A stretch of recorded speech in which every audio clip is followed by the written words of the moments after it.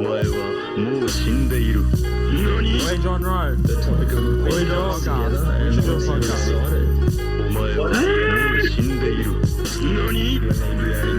Roy John.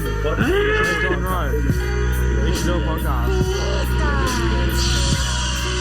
The topic of the podcast together, and honestly, I'm excited. G'day, dorks, and welcome back to Lords of Dorktown. This is a podcast all about anime, cartoons, and video games. And my name's Philip, and the dork joining me tonight recently sent his thirst trap ass photos to the group chat and has been thoroughly roasted ever since. Fuck you. It's Tayo. How you doing, buddy? Yeah. I've seen your entire ass in the last week. Yeah. It was good. Everyone's seen your ass. Yeah, I know, but You walk around with your pants half out all of the time. Yeah, that's 'cause I'm And showing your gangster. frog butt. that's because I have my wife has recently insisted that I have a medical condition that's called dormant butt syndrome. And it's where the muscles in your ass get so used to sitting down and not moving that they atrophy inside your rectum. Yeah, true. So she thinks that's what I have because I have no ass. Yeah, makes sense. Real harsh to learn that though. Yeah. Anyway, buddy, how you been? Not too bad. All right. Not too bad. Pretty good. Yeah, considering I've been doing Mate, all right. if I had your ass, I'd be doing fucking fantastic, Yeah. to be honest. Yeah, I guess I've been doing all right Yeah. that way. Yeah. Yeah, you're blessed. You're blessed with a beautiful ass. Look, yeah, finally one of those things you said is true. Yeah, I did that. That sucked. I was drunk.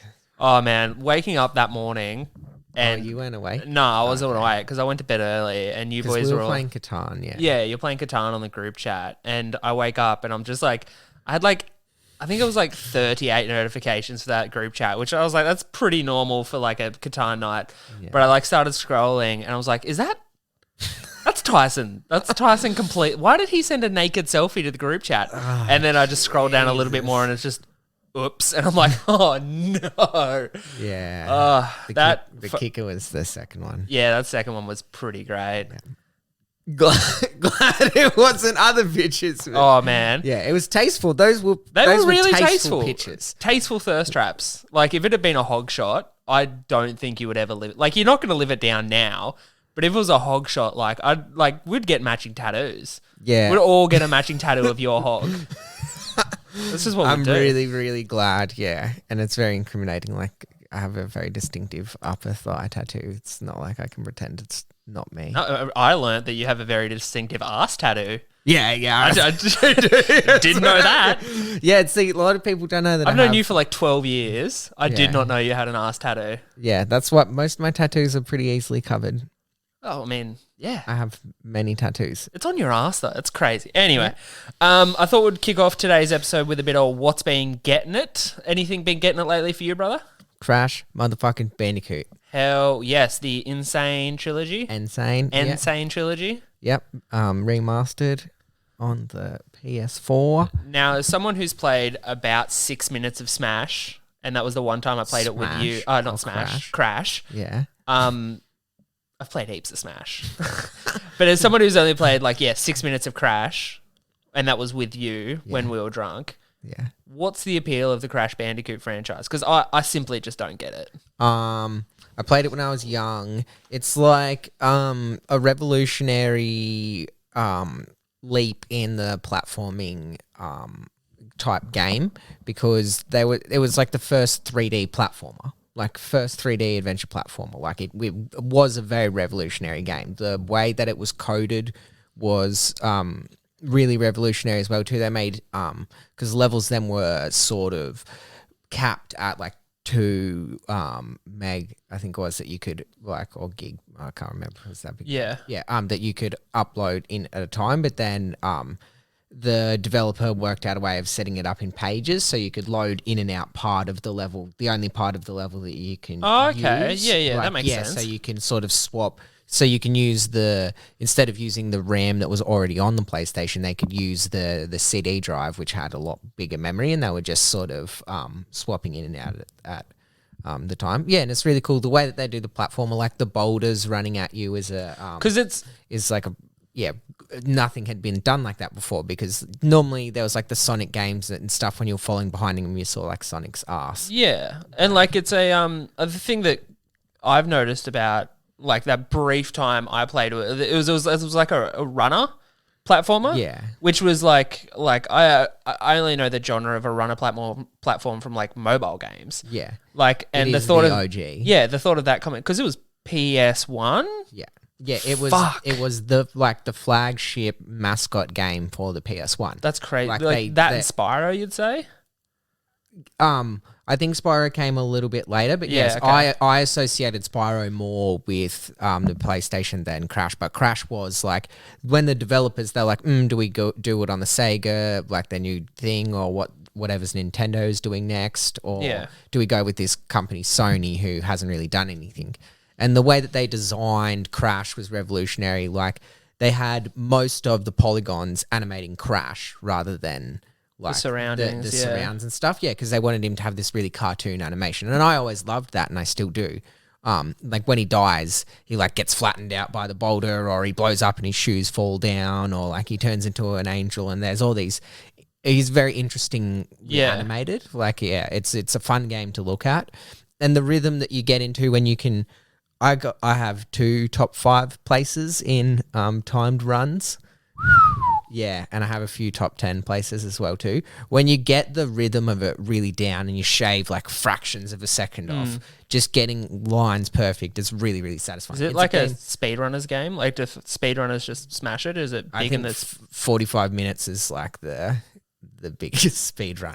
But That's fucking yeah. nuts, though. Yeah, but that's like, using exploiting. They recoded back in all of the like things that people exploited in the original games.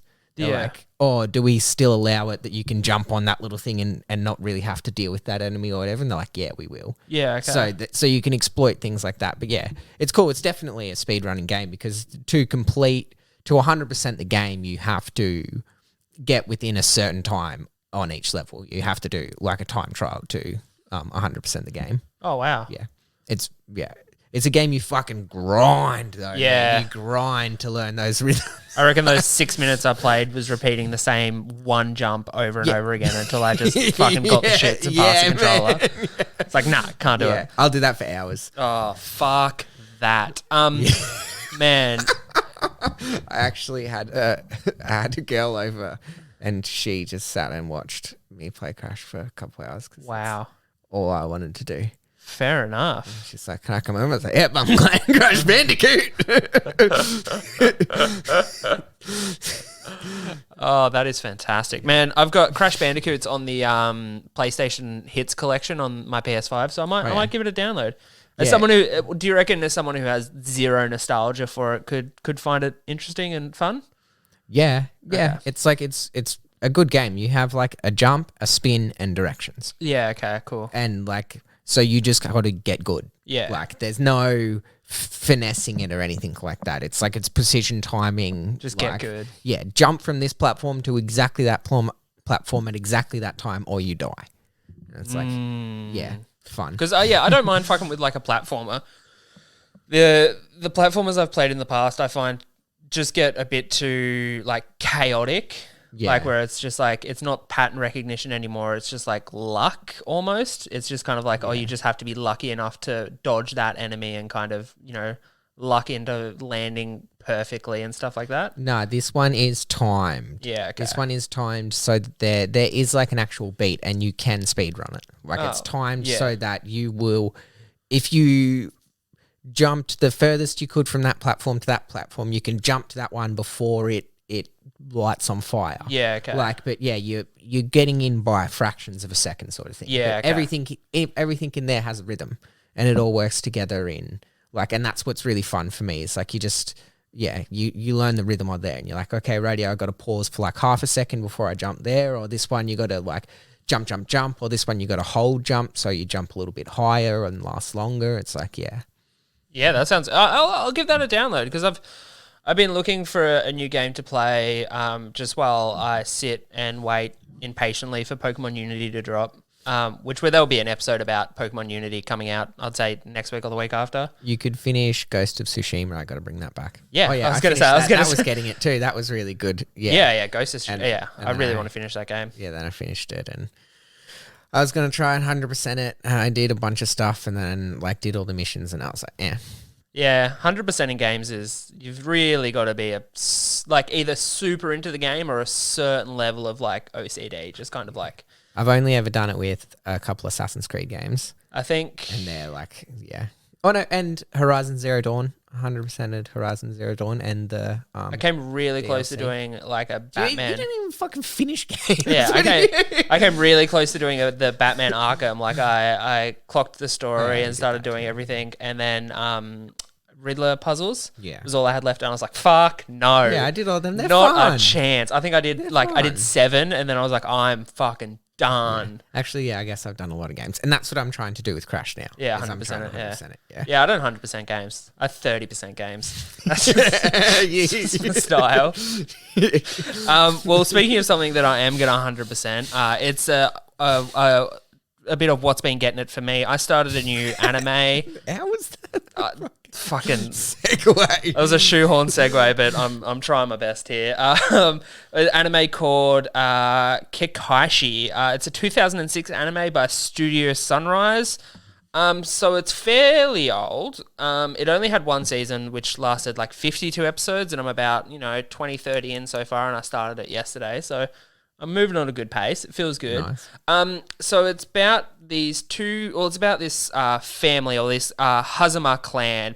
The main two pro tags are Yoshimori and Tonoiki. There's a few more that come in later, but those are the two kind of made ones.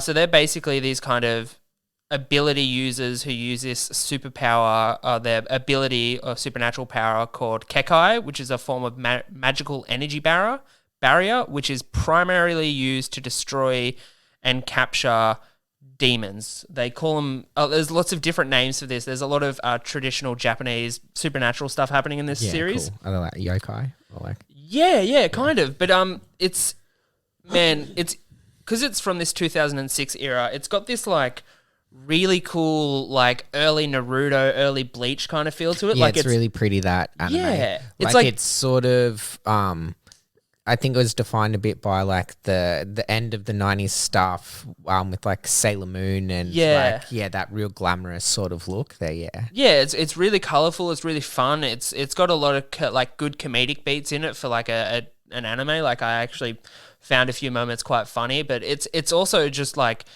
Yeah, it's so weirdly nostalgic, even though I've never seen it before. Like it's just the style. Yeah, just the style of it. It feels like, it honestly feels like it could have been a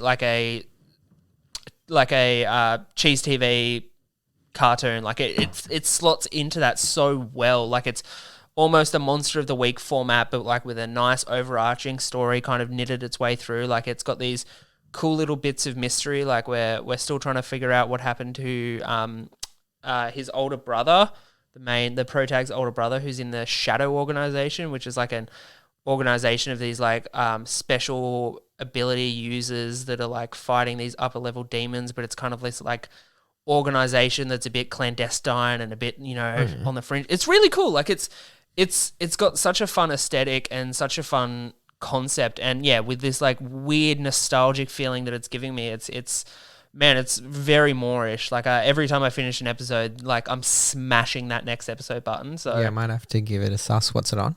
I'm watching it on Crunchyroll at the moment. Okay. So yes, it is on Crunchyroll. All 52 episodes dubbed and subbed. Watch as you please. I of course watch the dub because it's fun. I don't have anything else in the what's been getting it section, and I don't have anything in the can I take your order segment this week because I'm trying not to eat fast food. So unless you want to talk about how much broccoli I've eaten in the last 7 days, we can probably move on to the main topic today, buddy. Yeah, for sure. Let's do this. By the way, the answer to how much broccoli I've eaten, a fuck ton. That's good. I fucking hate broccoli, but anyway. Why? It's good. Yeah, it's fine. You know what's better than broccoli? Brussels Literally sprouts? anything else. No way. Anyway. Broccoli's better than cucumber and capsicum by far. What the fuck? Yeah. Capsicum's like one of my favourite vegetables. I'll eat like everything, including like bugs like witchy grubs and crickets, and I don't like liver, Yeah, lungs, all offal can get fucked. cucumber, and capsicum. I'd eat a heart over a cucumber. Cucumber. That's fucking crazy. Any Anyway, day of the week. Anyway, we are talking about Love, Death and Robots, season 1 and 2. Now, instead of going through all the episodes, because that would be fucking tedious, Yeah. we thought we'd do a top 5 list of our top 5 episodes from season 1 and season 2, and we'll chuck in a sneaky worst episode at the end, I reckon. Yeah. Love, Death and Robots is an animated anthology series. The whole goal of the series was to bring this wealth of great short stories and marry them with some of the great work that's being done around the world in animation. And then do it for adults. Because, fuck the kids, really. So, do you want to kick it off first with one from your list? Or do you want me to go? No, I'll go. Now, look, We'll we start- talked we'll a little open bit up this. before we started the podcast, and we're pretty sure that both of our lists are going to be very similar. Yeah. I'll be interested to see how much variance there is. I'll also be interested to see how many from season 2 make it in, because season 2 compared to season 1 is lackluster. fucking real bad. Yeah. Real bad. Not only was it half the amount of episodes, but it was a quarter of the quality. Yeah. Yeah. Definitely was outshone entirely by season 1. Okay. Right. And I should also say these aren't ranked from 1 to 5. These aren't, in any order. This is just our top 5, yeah? Yeah. Okay, Yeah. cool. I just want to give a couple honourable mentions. Do we want to do those at the end? Okay. Yeah. Yes. Yeah. Fine. Sonny's Edge. Okay. It's Look- fucking awesome, man. Okay, It's so cool. So I actually mentioned this before we started recording as one that I'd rewatched multiple times and found kind of boring on multiple rewatches. But okay, explain me Sonny's Edge. Come on, give it to me. It's fucking cool, man. It's got like a M. Night Shyamalan rivaling fucking twist at the end. It's like, it's not the girl controlling the monster. It's the monster controlling the girl. It's cool. It's just cool. It's like monsters fighting. It's like this cool post-apocalyptic world taking revenge on corporate entity, big money type, deal. It's like a revenge story. It's well animated. I think the animation is really, really nice. They're So smart it's with animated by Blur Studios. really smart with their use of lighting, because everything's really dimly lit. Their use of soft lights coming from sci-fi type fucking chambers, and It also and all clocks that in at sort of one of the longest episodes too. 17 minutes. yeah, well, So it's a chunky one. Okay, my counterpoint for this being in your top 5 list is I think on rewatch, once you know the twist, it's meaningless. I have rewatched it. It feels meaningless It's on still the cool. rewatch. Okay, It's cool as I'll give you what? I can't suspend my disbelief. Yeah. The kind of cyberpunk futuristic stuff is fucking the aesthetic real is really good. cool. It's a strong aesthetic. Yeah, I'll give you that. And, Yeah. and the animation is really crisp, and good use of lighting, and the fight scenes are sick, and it's cool. I think it's a good story. Yeah, okay, I'll give it. Look, in all honesty, it was in my top 5 list before I did a rewatch, and then it was the first to go. Yeah, true. The first to go. Rightio, so are you ready for one of mine? Yep. Okay, so from season 1, I'm going as well. I'm going Shapeshifters. Yeah. They get an honorable mention. That is Yep. really fucking well animated. Yeah, not only is it really well animated, I find it's such a fun concept. So Shapeshifters is it's based in a world where werewolves are common knowledge, and they've been recruited into the US Army during what looks to be the Afghani war, or the Iraq war, sorry. Somewhere in the middle. Yeah, a Middle Eastern war. And it's kind of these two werewolf friends, Decker and Saboitsky, I think it is. Not right at all, but sure. They're these two kind of werewolf, army guys that are trying to help the military. They get into a bit of strife. One gets killed, and it's this kind of revenge plot. That he takes out on these two, Arab werewolf. Yeah, well, we think it's one, and then we get the reveal that it's two. And but that, for me, I think it's the kind of the style it's using, the way they, these werewolves are being kind of bullied and oppressed in the kind of army circle and stuff like Yeah. that, and the way they fight for kind of honor and stuff like that. Like it's just interesting and fun. And the fight at the end with the 3 werewolves, especially the killing move, which is I don't know if you remember it. He puts the werewolves are wrestling, and he puts his whole head over the mouth of another werewolf and just crushes. It's bites fucking into his skull. It's fucking deep throats his heinous. jaw. It's so good. The reason why that wouldn't make it in is because, like, I do not support American propaganda bullshit. I cannot watch any movie set in the Middle East from an American perspective and not look at them and just be like, fuck you. Like, but Yeah, I get what you mean. Yeah, I'm not fun at parties. yeah. That's also by Blur Studio as well. So that's 2 by Blur Studio. Like Yeah. Blur Studio, fucking incredible. Yeah, and they're both animated in different styles, but that one there is so fucking photo real. Yeah. Like that werewolf one is so photo real. It's amazing. And it's also there's- like the lighting and the dust effect in it is fantastic. Like everything is covered in this thin layer of sand and dust, and it it's adds all such a a bit nice grimy and stuff. it's so nice. Yeah, it's really well animated. Right, yeah. Hit one off your list. We're fucking powering through these. Good hunting. Good, yeah, okay. Yeah. Oh man, it's so funny because when I ages ago when I watched it, like when I watched the first few episodes, I got to that one, and that's where I just stopped for a little while. wow. I just didn't think, and you were like, "Oh, let me know when you get the fox one." Yeah. And then I watched it, and I was like, "Oh my god, Philip, fuck! Why Yeah. didn't I go home and watch Yeah. this?" Yeah.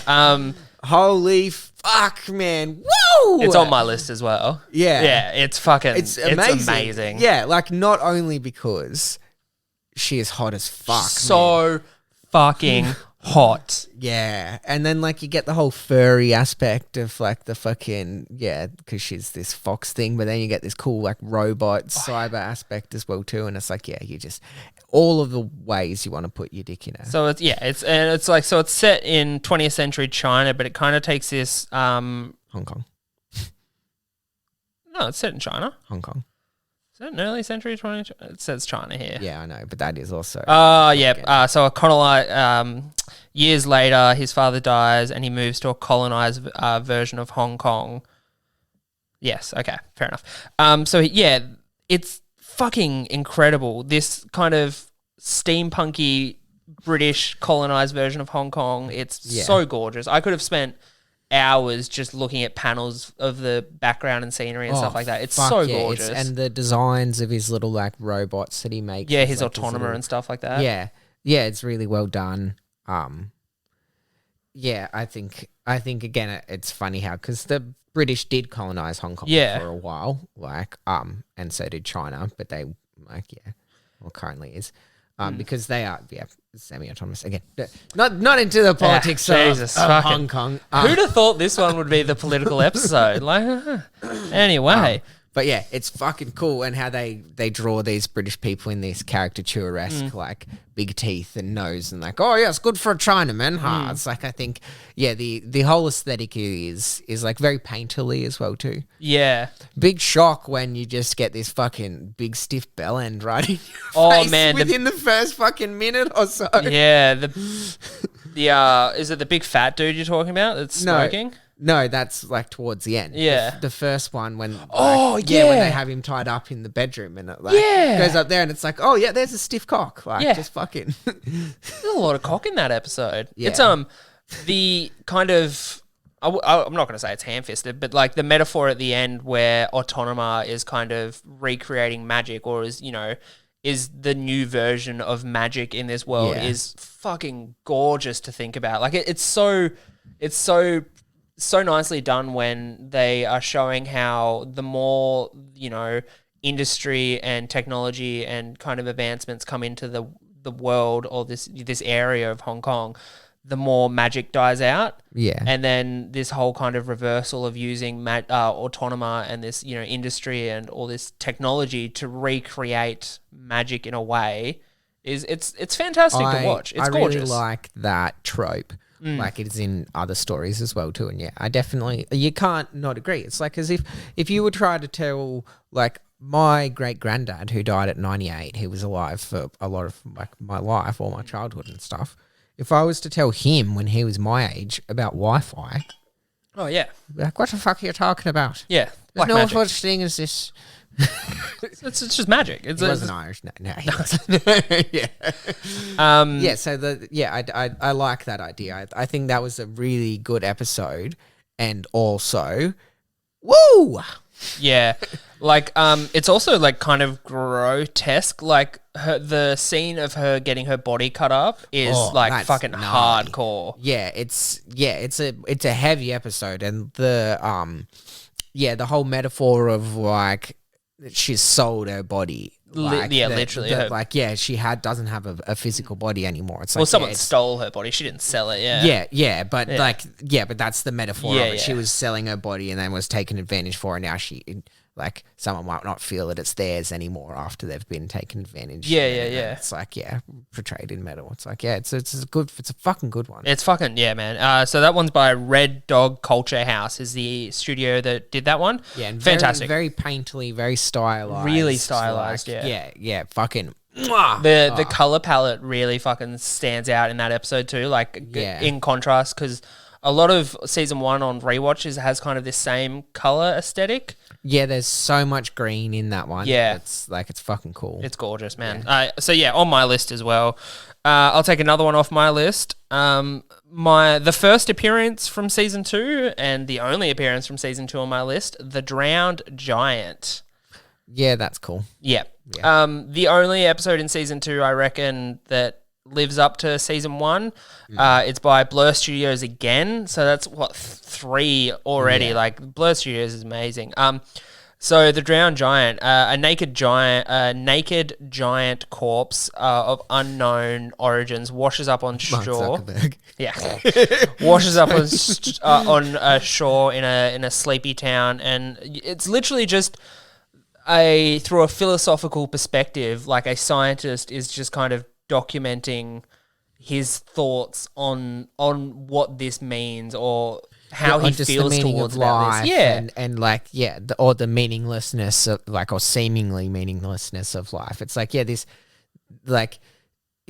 metaphor that could be you. Yeah, that exactly. giant could be you, and And it's so like compared to everything else on this list, it's so kind of just meditative to watch. Yeah. Like there's the narrator has this kind of nice not monotone, but this nice kind of soulful kind of just same book tone by tape. Yeah, voice. just this kind of really good reading voice. Yeah, perfectly good reading voice, and we're seeing this kind of giant be decompose and then chopped up and kind of sullied, and there's even so many lines in the narration where it's just like something that was so pure and just magnificent is just kind of decomposed, and the filth of humanity just kind of covers it, and it's so beautiful. And the closing shots where the scientist, the narrator, is riding through town, and we see glimpses of the giant bones kind of all around the town where people have like stole them. Like there's one above the butcher shop, and then there's a head just out the back of some fucking redneck's farm covered by a tarp. Like it's so kind of beautiful and poetic that it's the only one in season 2 that made me feel anything. Like, yeah, I totally agree. Yeah, it hit close to me because I had a very similar mental narration that time. I found a dead body washed up in a whole bunch of rubbish. How on the do side I of a not know river. this story? What? I don't know this story. Yeah, How do I not know this story? Who are you? it's not even You the first ass it's tattooed human. Not even the first dead body I found either. But yeah, that one. I was Okay. I was in Nepal. Oh, I know that one. Yeah, that's what I was Oh, talking okay. about. Yeah. Okay. It wasn't on a beach. It Yeah, was so on a I just river, pictured a but yeah. beach. Sorry, No, I it just was- pictured a beach. Yeah, yes, it was on a river. It washed up. There was rubbish around. And I was thinking a similar sort of thing. I was like, wow, that was like a life and a human thing. And now it's just sort of like washed up. And these people are here eating, and they didn't really notice or care or anything. And yeah, like it's a fucking really well done episode. There is one thing in the episode that makes me a touch squeamish though, and there's a scene when he goes back to the beach and there's a guy in a caravan there with like six like drums on like 6 fire drums going, just boiling stuff out of the person and eating, and I'm like, and it's never explained. They don't even say, and some people ate it, but it's just like, what the fuck is that guy doing? And he's just like boiling stuff and eating. He's like, how you going? And it's just like, the fuck? I don't know what this means, but I'm confused. Yeah, it's fucking, I loved it. I legitimately loved it. Yeah. Right, so another one off your list. Helping Hand. Helping Hand. Which one's Helping Hand? What? Helping Hand. Okay. I have no recollection of Helping Hand. What? It is so beautifully animated. It is really well done. It's amazing. The little tongue-in-cheek joke on the title. Yep. It's really good as well too. It's like fucking shocking and like very moving. I've watched that one a bunch of times. I've showed a bunch of other people as well too, and watched them watch it for the first and second times. And Yeah. stuff. And yeah, it's there's the idea of falling in space is terrifying enough. It's that whole like 127 hours or whatever it is of like having to sacrifice a limb in order to survive, and yeah, it's just Freezing off a limb in the vacuum of space seems a lot easier than cutting through a limb with a pocket knife. yeah. But then she has to like snap it off and then throw it, and also it's scarier because you're in space. Yeah, in space sucks. Yeah. Like, because it's like, it's not like when you're on Earth and you're like, hey, at least they'll find my body. It's like you're in space, you're going to be just floating forever until you smash into something. Yeah, I like the idea of like never being out, like Yeah. especially if you're flung gone. off. Your body's not in Earth yeah. anymore. Yeah, yeah. All of those atoms that were once there are now space atoms. Yeah, that's nuts. Yeah, yeah. It's pretty. Yeah, space is scarier than a boulder. You're right. fucking oath it is. That's the one that has the. Oh, I say it's crass, but is that at the end of that? Is that the operator or whatever? It's not the operator, but the person ground control. Yeah. Hits her up with a message like, "Oh, do you still need a hand?" And it ends on that kind of crass joke where she's armless and they're asking if she needs a hand. Yeah, but then she says, "No, I think I'll be right." Oh, okay, yeah. Yeah. I'm just looking it up. I think that one's not by Blur Studio. I think it's okay. So it's Axis Studio that does that one. Yeah. Um, Again, there's some shots that are like almost photo real, and it's like it helps that it's just a face, but faces are really like, that's also a lot of pressure because they're one of the ones that you can pick something off. Like that's what we're trained to do. sort yeah, of thing. exactly. Yeah, and there's a lot of shots of her with her glass and the reflections of stuff, and yeah, it seemed like there was lots of complex layering with reflections, like her sensors reflecting into the glass, reflecting back into her eyes. Yeah, and shit. that sort of level of like, yeah, reflection. Yeah, it was cool. Yeah, that. I don't know why I skipped it so much, or why it's completely just not on my radar. Yeah, go back and rewatch me. I'll go back and rewatch that one again. I don't know why. It's just. Oh, you know why? Because on the list, it's literally between two of my top 5. Oh, okay. So it's sandwiched between two of my favorite episodes, and I'll go with the one that's just directly after that, and that's Fish Nights by What? Platitude Image Studio. Trash. What the fuck is wrong with you? Okay, it has one of the simplest and most beautifully done concepts I think I've ever seen in anything, and they explain it with one perfectly delivered line. Just the line that they're standing in the middle of a desert, there used to be an ocean, and just that one line of like, I wonder what it'd be like if the ghosts of the creatures that used to live in this ocean, haunted this area. Like, it's such a simple idea, just like, oh yeah, this whole area used to be underground and, underwater, yeah. And, lots of things would have died here. And what if their spirits are holding on? What if this once thriving, ocean paradise is still haunting this bleak, bland desert? And it's such a simple concept. Yeah, and it is. It's a cool concept. And like Fucking boring. the two salesmen that get stuck there, like even references to like a Plymouth never breaking down, which was fun.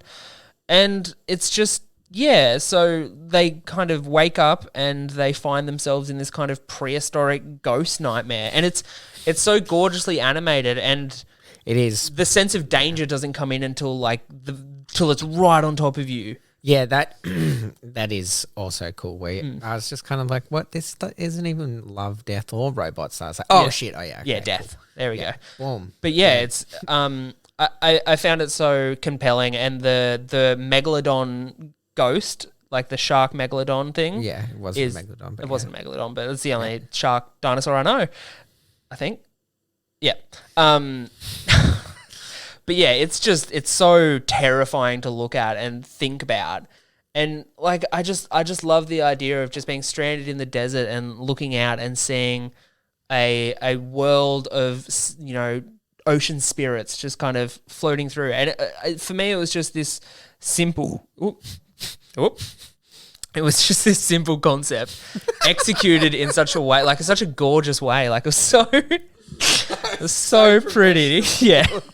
Just burping through words. No, here. it was pretty, but yeah, I just a bit boring, I guess, compared to some of the other. Wow. Okay. Right. So number 4 on your list, I think. The Dump. The Dump. I hate The Dump. What? What? The Dump is so good, man.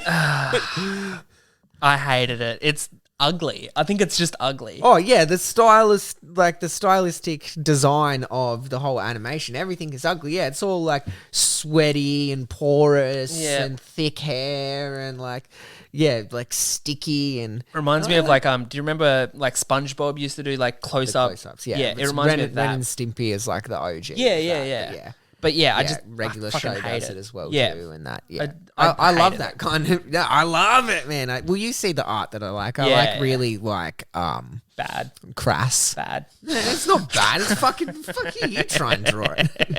I like art that inflicts emotion. I thought it was really good, even though like I guessed the plot line wasn't very hard to guess what was going to happen. Yeah. Like, everything like that. But it was just like funny that he gets his lighter in the end, and like I think it's the design of all of the rubbish and stuff must have been really hard to be stacking all of these shapes into this pile. And The background artwork, the background animation and the backdrops are all like meticulously, like you could just spend 45 minutes just looking and identifying all the different rubbish there. Yeah, and it would be interesting to do that. And again, it's got a slightly different palette. There's less of the muted greys and stuff, and there's a lot of these like browns and orange and yellow tones and some greens and stuff as well, and some blues and pinks. And I'd say it's one of the only, I'd say like, probably like one of only like 4 that lean heavily for a comedic angle. Yeah. I'd say this, the yogurt one, and alternate histories. Yeah. Oh, and then there's that one, I think it's in season 2, when the vacuum cleaner tries to kill her. Oh yeah, that's what's that one called? I've got it right here. It's not on my list because it's bad. I don't know if it's bad. Automated customer service. Yeah, that's the one that I did not like the art style of at all. That was like, again, it was like this kind of realistic, grotesque kind of caricature drawing of, I wasn't like that. Definitely like caricature-esque. The Dump was done by Studio Abel and Baker, which sounds less like a studio and more like a small town law firm. Yeah, I was thinking it seems like we're one of those non-for-profits that helps like disabled people. Like it's like you go there and you get hot cross buns and loaves of bread and stuff. Abel and Baker, yeah. So they just get. So you're just saying they just get disabled people and give them baked goods? Is that the charity you just? The disabled people make the baked goods. Oh, okay. So they're able and they're baking. Yeah. Okay. Yeah. Way better than what I was thinking. I was thinking a charity just immediately set up just to give, disadvantaged disabled people baked goods. What does that do? That's why I was confused when you said it. No, they teach them to bake and then they bake the goods, and like that's a thing that people do. That's a thing. It's not like I thought that up. There's definitely businesses that do that. 100%. Are you saying that there's definitely a business that takes people, disabled people, teaches them to bake and sells their baked goods? I will bet money that there is, yeah. I mean, it feels like a safe bet. Yeah, of course. I still reckon I like my idea better.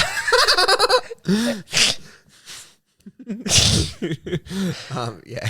So sorry you have a disability. Here's this hot cross bun. I hope it helps. So last on my list, considering we've already talked about good. I'm talking over you so we don't get cancelled. Good hunting. The last one on my list is, I'd say my favourite when it comes to just pure aesthetic and art style wise. And one of my favourites on rewatch too, Sucker of Souls. Really? Sucker of Souls. So this is the Dracula one, and it's Dracula. I'd say it the way I say it. No, it's you by can say it. Studio. That's the more correct way to say it. Studio La Charrette. La Charrette. La Charrette. That's not how you pronounce it, because no, of course not. Nothing I pronounce is right. It's all fucked. But yeah, I found it. Your real name's Philip. Yeah.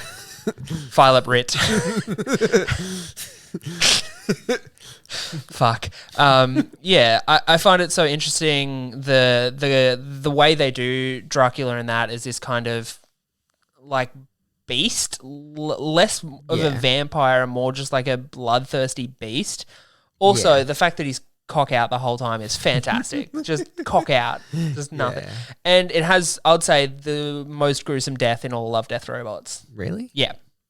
The intern that gets skewered and then split in half, and then we see a layer of skin go, a layer of muscle go, a layer of... That's so well animated. It's so good. So cool. I love that animation. That scene is probably my favourite scene in all of Love, Death and Robots. It's fantastic. And then just these fountains of blood, and then all the dialect by the mercenaries, the dialogue by the mercenaries in that episode it's just great. It's genuinely funny. There's a mercenary named Gary, I think her name is, and she's just fucking... The only shot you see her take is with a shotgun, and she purposely aims for the dick, smiles, and then walks out. Yeah. You literally... Everyone else is shooting machine guns. She walks into frame, aims the shotgun, points it down, shoots his dick off, walks out. It's perfect. It's that so one was, funny. Yeah, that one was close to making the list. And then it ends on such a dire note. Like, they defeat Dracula, they escape, they're running, they kind of light a flare, and they're just in another den of all Draculas, and it's so grim and dire. Yeah, you're like, oh fuck, they're gonna get us. Yeah. Yeah, like it's definitely up there in there. The aesthetic of it too, like the animation style of it too, is like this really kind of cell shaded, hand drawn, sort of like Samurai Jack. Like with more color and smoother edges. Like it doesn't have the sharp edges from Samurai Jack, but it's got these nice smooth edges. Also, kind of like Batman the animated series. Yep. These, the 19. The way that they sort of become shadow-like, and the swift movement of the Dracula and stuff. Yeah, it's fantastic. I find it funny. Like the dialogue is funny, and just everything about it. It just appeals to me so much. I love how grotesque it is. Like that, just that one scene. Like I'm gonna keep talking about it because it's fantastic. And straight after that scene, you get a shot of the Dracula coming down the stairs, and you see half the skull bounce down next to it, like a perfect half the skull, and it just kind of slides, and it's clean, and then it gets crushed, and then straight after that, it's followed by a very funny moment where the mercenaries like run to the scientist, and he looks behind him, and the scientist is already like 50 meters up the hallway. Like that, it's just. It's funny. Like it's kind of got the Joss Whedon kind of like quippiness almost. Yeah. But I find it a more palatable way than I'd find most of Joss Whedon's work. Yeah. It's even got a line about Buffy in it. Like it literally he goes, "I'm a mercenary, not Buffy the fucking Vampire Slayer." Like it's good. For me, it's one of the ones where I'll rewatch endless amounts of time. Yeah, I'll go give it another watch. Rightio, so last on your list, brother. Number 5, capping out the list. Zima Blue. Okay. I knew this was going to be on your list. Like, I knew Zima Blue was going to be on your list. I fucking knew it. When we first did this, in my head, I was like, Zima Blue will be on Tyson's list. Of course Zima Blue will be on Tyson's Why? list. It's fucking cool. Because it's an existential awesome. crisis in an episode. That's all it is. It's literally I just... really relate to it. It's just existential dread compressed into one episode. Of course you love it. And the way it's animated, like the the black and the blue, like the fucking, I can't say monochromatic because there are more than one, but it's like it's so almost basic. monochromatic. Yeah, almost monochromatic. This color palette is like, and this, I thought of this concept ages ago, like about like a sci-fi character that was originally just some AI, like a faulty AI in any household electronics, like in a fridge or like the aircon or the toaster or something like that, and then it becomes sentient and like builds a body and goes all crazy and stuff like that. And just this whole idea of this pool cleaner, like, and yeah, like I don't know, it's so beautifully well done. It reminds me of like Sin City. Have you seen that film? Yeah. Do you hate that film too? I think I watched it when I was like 14 Yeah. and cried a bit. So I don't know. I probably hated it then. Callum, no shade because he's my brother biologically and I love him very much, but like He's a big pussy. no, he he doesn't like a lot of, I doubt he would have liked that episode. He doesn't like a lot of those ones. Like I understand that it's not very palatable. Yeah. And I am the type of person that likes a lot of weird, sharp, unpalatable things. Yeah. The only thing, not the only thing, but one thing that I did enjoy about Zimmer Blue was the kind of the way we see how, the blue tile affects his art, where it's just this kind of like slow process where it's like, oh, one day just like a blue tile showed up in his art and everyone was like, what's that? And then it eventually gets bigger and bigger and bigger. And then his last artwork is just a blue tile.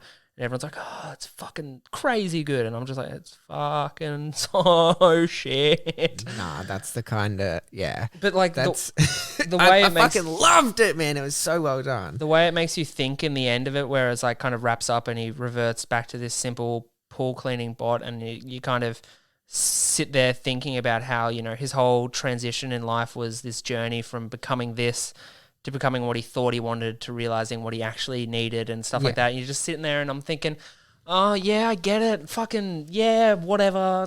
Yeah, wouldn't we be happier if we were just an amoeba? Just yeah, of course. swimming around. I look at a bird like 3 days a week and I'm just like, fuck, I wish we could switch places sometimes. How fucking much I'd love just to be a magpie. That's just so funny swooping that- cunts. Of course, I like to think I'm not predictable enough for you to know, but of course, Zima Blue and Yes. Good Hunting were going to be in there. Yes. For you knowing me, like Yes. I knew Good Hunting would be in there because we're both equally horny. And Zimmer Blue, I was like, fucking of course. So that's by Passion Animation Studios. I reckon it's the one people talked about the most after the first season of Love, Death and Robots aired. Really? It's the one I heard the most discussion about, in my day-to-day life. Okay. So I don't know if I'm just hanging out with people who particularly like that, like you, but you didn't watch it at the time. Yeah. But yeah, it was the one I talked about most, just in my day-to-day life. So it's definitely had an impact, whether that impact was negative or positive. Yeah. It was the most, it was, out. Yeah. Also, yeah. Exactly. It stood out a lot. Which brings me. Oh no, is it your? Do you want to say which one you? Well, hate? do we want to do a few honorable mentions first? Well, for top 5. You covered most of my honorable mentions. Like the shapeshifters, I was going to give honorable mention for the animation, and same with the 13 or Lucky 13's in my honorable mention list. Yeah, really. It was so close. It was between that and Sucker of Souls.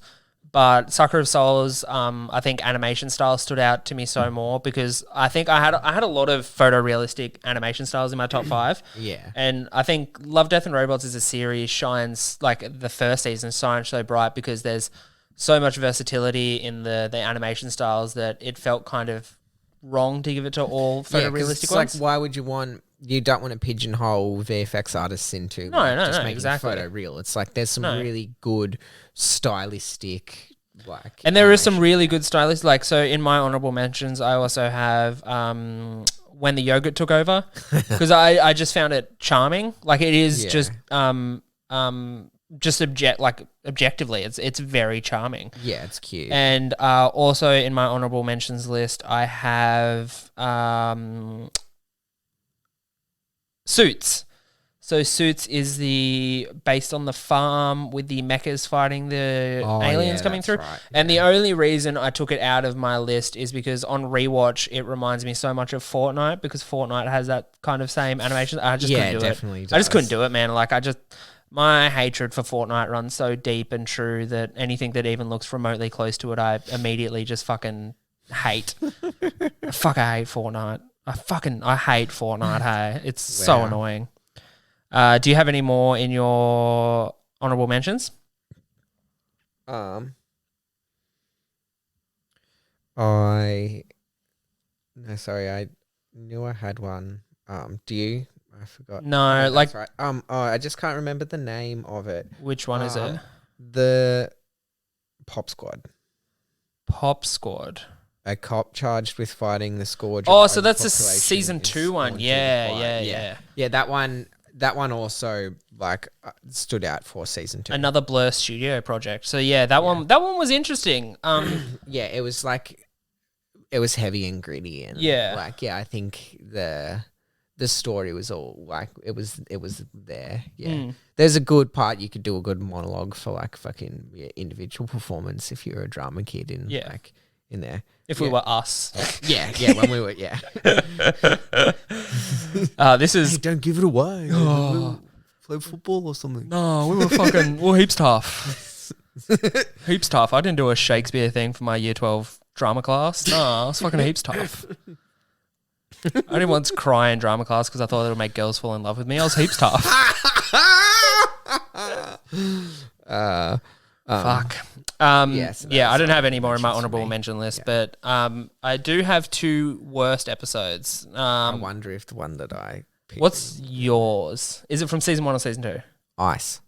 Literally the same one. Yeah, I well, fucking thank fuck. hate Ice. It is so bad. It tears families apart.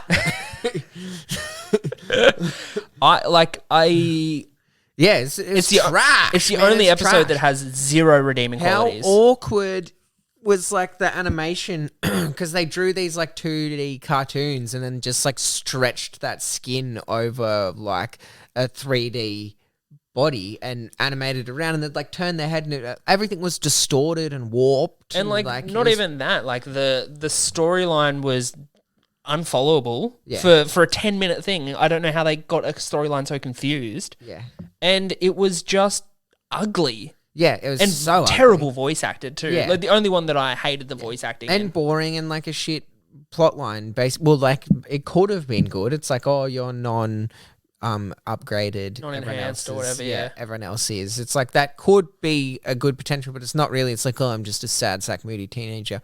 Oh, we're gonna see these snow whales. Oh, I'm friends with people now. Oh, it's shit. Yeah. It's shit, and it's ugly. It's so. Did you notice that when they moved their face, things were really warped? It was It looks like they're drawn a 2D skin and stretched it over a 3D model, and it's things are stretching awkwardly fucking it's PS1. Yeah, it looked looked bad. And look, if they were purposely going for it to look that, congratulations, because you nailed it. Yeah, fuck no. Also, I hated the names of the brothers, Sedgwick and Fletcher. Yeah. Sedgwick and Fletcher. Yeah, go die. That's terrible. Yeah, don't name your Terrible. kids that. No. It's just boring and bad, and it's crazy that they put that in episode 2 in the second season. Yeah, it was really wow. Yeah, it was a fucking That's what you're kick in doing, the eh? teeth. It was just Yeah. oh, okay, right, yeah. So this is what we can expect moving forward. And look, no episode in season 2 goes below that standard, No. but But why did it make it in there? How is that just even any way comparable to any other of the anything in season 1 or any of the other ones even in season 2? It's it's season 2 hasn't got it's got automated customer service, which is the AI taking over. It goes Ice, then Pop Squad, which is you talked Snow in the Desert, which is basically a fucking CGI game trailer. It's no personality in that one either. Yeah. The Tall Grass, which is a rip-off of a Stephen King novel. Literally just a rip-off of a Stephen King novel. And it was you didn't get connected enough to the character to care. No. if you're like, oh, is he going to make it? Are we going to get to see the thing kill him? Like you weren't. I was sort of confused as to what I was meant to be, who I was meant to be rooting for. And you just start off angry at the guy because the first, like, one of the first lines in the thing is, oh, don't leave the train. And he immediately leaves the train. Yeah, and it's just like, what the fuck? Radio. Okay. The next one was All Through the House, which I'll admit was kind of cool. This kind of grotesque Santa thing, delivering presents. That was kind of cool, but it was only 7 minutes and there wasn't enough in there for it to, grab my attention. Like, it was 7 minutes. I enjoyed the 7 minutes and then it was fine. It was cool. Again, like, it would have... I think that one would nestle in easy in season one. Season 1, yeah, it would. You're like, oh, yeah, that was another one of the ones that's, like, good. Good, yeah. Yeah. And then if you try to put ice in there, you'd be like, oh, but then they also let, like, their kid make one. It's fun. It's like, it seems like, oh, my nephew wanted to put his movie in too. It's like, okay. The other two in season 2 are Life Hutch, which is the one that stars Michael J. Fox. Michael B. Jordan. Michael B. Jordan, sorry. Samuel L. Jackson. Yeah, and the Drowned Giant is the last one. Yeah. So, yeah. Yeah. The only other one I had on my worst episode list is Ice Age.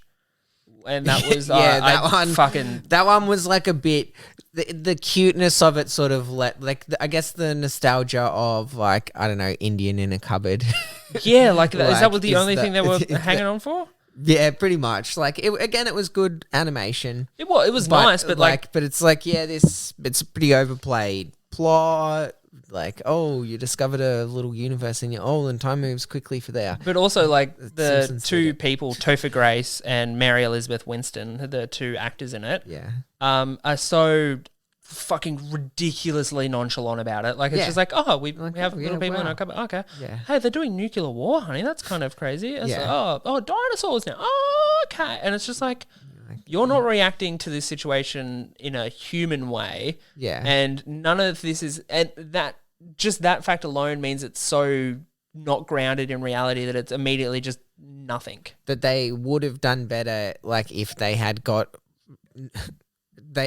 CG'd something stylistic, so that then you get a willing removal of disbelief. Yeah. You're like, oh, these are real actors that I recognise. Yeah, it's Topher fucking Grace, like, mate. I recognise these people. Can't put Venom in from... And then they're like, and you're kind of like, what? That's Venom from Spider-Man 3, Topher Grace, man. You can't put him in anything without me immediately going to Venom from Spider-Man 3. From that 70s show. Oh, yeah, that's not Topher Grace. Topher Grace is a different guy. And is it Topher Grace in that? I'm pretty sure I got it wrong. Who plays? Oh, my God. I'm having a crisis. I don't think it wrong. His role in Spider-Man 3. Isn't it the same? Yeah, they're the same person. Oh, thank God. Thank God. For a second there, I thought I messed it up. But no, Topher Grace, he's the guy from Spider-Man 3. Venom is Foreman. I thought I just got a Spider-Man fact wrong. No. Those are my 3 favorite comic book movies. I wondered what you were like weaking out on. Yeah, I know.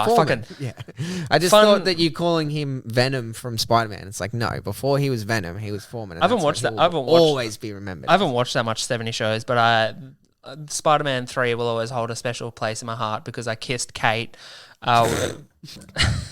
Kissed a girl called Kate in Spider-Man 3 during a blue light movie marathon in Nambucca Cinema. Sick. Yeah, it was fucking... it was real good. Any like... No, it was just like a little peck and I was rock hard for like 45 minutes after that. Little bit of pre-cum. Oh, little bit. Little bit. You're like, it hurts when you get home. Like, I nearly put a crack in my jeans. There was that much fucking pre-cum. Anyway. This episode ended weird. Yeah. Man. We managed to not even get this horny through the talking about it. No. Our waifu. No. Our waifu, like we should. That's you great. Can watch. Yeah, fuck off. What? I'm going to watch? I'm not cuckolding your relationship. That is not fucking happening. Anyway. Well, I'll do her and she'll do you then. That seems equally... No, I'm fine with that. Am I? I don't know. Anyway, it's been fantastic having you back here, Tayo. Yeah, if you are... It's been a while. Make sure you guys are out there getting amongst the socials at Lords of Dorktown on Instagram. Make sure you go check out the last episode we did with the Weebology boys. That was really fun, and I had a bunch of fun. You can also check me out on the Weebology podcast. I did an episode for them too. So go and check all that out. Links will be in the description below. If you want to reach out and get in touch with us at the pod, just email us at lordsofdorktown@gmail.com. Or slide into the DMs. Slide into the DMs. Let us know what your favourite Love, Death and Robots were, or how horny Good Hunting made you. Yeah. On a scale of 1 to me watching Spider-Man 3 after I kissed Kate, on how horny you were. Anyway, guys, you want to sign us off there, Tyre? Stay dorky. I miss you, Kate. Not really, but it's fine. I miss her in a way. I don't miss her. It's fine. Fuck.